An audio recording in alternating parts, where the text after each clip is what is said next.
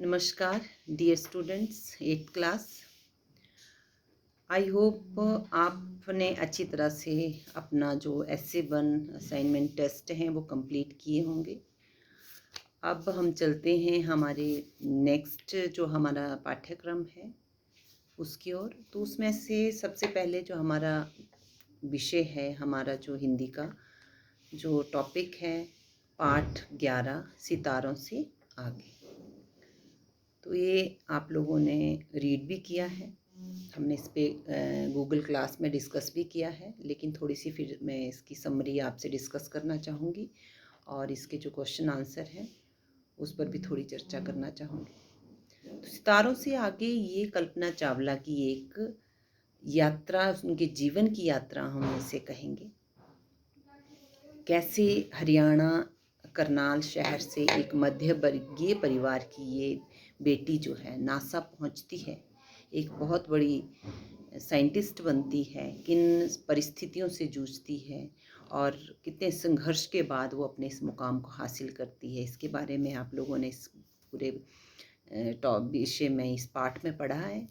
और इससे I hope आप लोगों ने भी कुछ सबक लिया होगा कि जीवन में आगे बढ़ने के लिए संघर्षशील होना बहुत ज़रूरी है।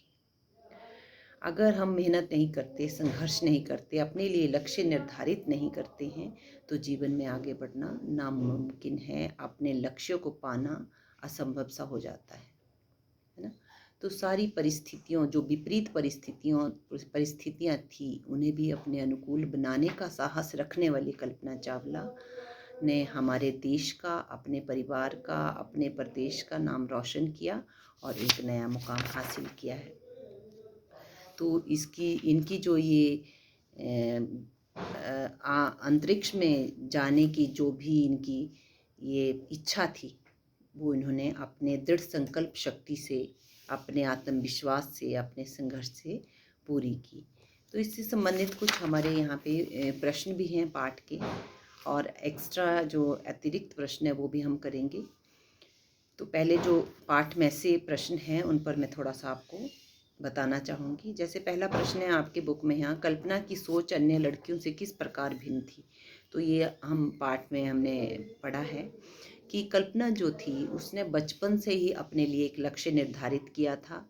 वो अन्य लड़कियों की तरह पढ़ लिख कर एक साधारण सी नौकरी करके, शादी करके घर बसाने वाली लड़कियों में से नहीं थी। उनके सपने बहुत ऊंचे थे और जो अपने लिए उन्होंने लक्ष्य निर्धारित किया था उसके लिए वो वचनबद्ध थी, एक तरह से संघर्षशील थी। तो उस लक्ष्य की ओर वो अग्रसर हुई। कल्पना ने स्वयं को विदेशी परिवेश में कैसे ढाला। तो कहने का तात्पर्य है कि जब वो अमेरिका पहुंची तो वो अकेली जो भारतीय लड़की वहाँ पहुंची थी, तो वहाँ पर उनकी मुलाकात जीन पियरे नाम के एक युवक से हुई और एक और ईरानी उनका मित्र बना जिसका नाम था इराज कलखोरन। उसने भी उसे वहाँ के परिवेश से परिचित करवाया, वहाँ के माहौल से, वहाँ के वातावरण से परिचित करवाया और कल्पना को वहाँ के परिवेश में ढलने के लिए मदद की। तो कहने का तात्पर्य ये है कि जो हमारे दोस्त होते हैं, हमारे मित्र होते हैं, हमें सही मार्ग दिखाते हैं और हमारी परिस्थितियों को समझते हुए हमारी मदद करते हैं। ठीक है। अब अगला है कि माइकल बेरी ने आम सभा में क्या कहा और क्यों।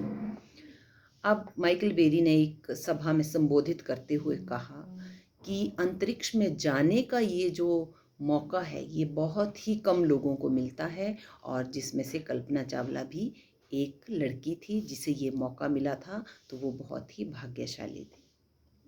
कल्पना ने कब कब अंतरिक्ष यात्रा की और उन्हें किस तरह के कार्यों की जिम्मेदारी दी गई। तो वो पहली बार ही अंतरिक्ष में नहीं गई थी जब उनके साथ घटना हुई थी। इससे पहले भी वो वहाँ जाकर वापस धरती पर आई थी।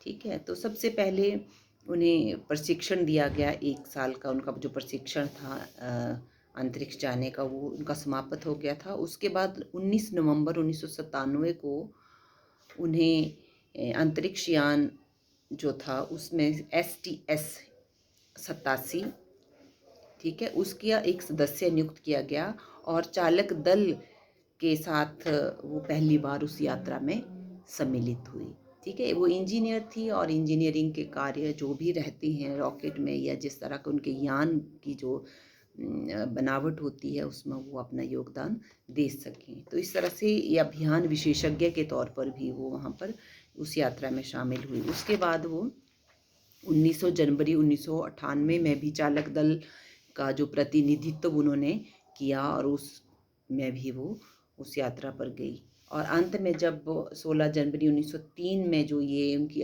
यात्रा जिसे कह सकते हैं कि अंतिम यात्रा रही, इस पर गई और सफलतापूर्वक ये अभियान हो चुका था, लेकिन वापसी के दौरान वायुमंडल में प्रवेश करते ही उनके साथ ये हादसा हो गया और इनके साथियों की मृत्यु हो गई।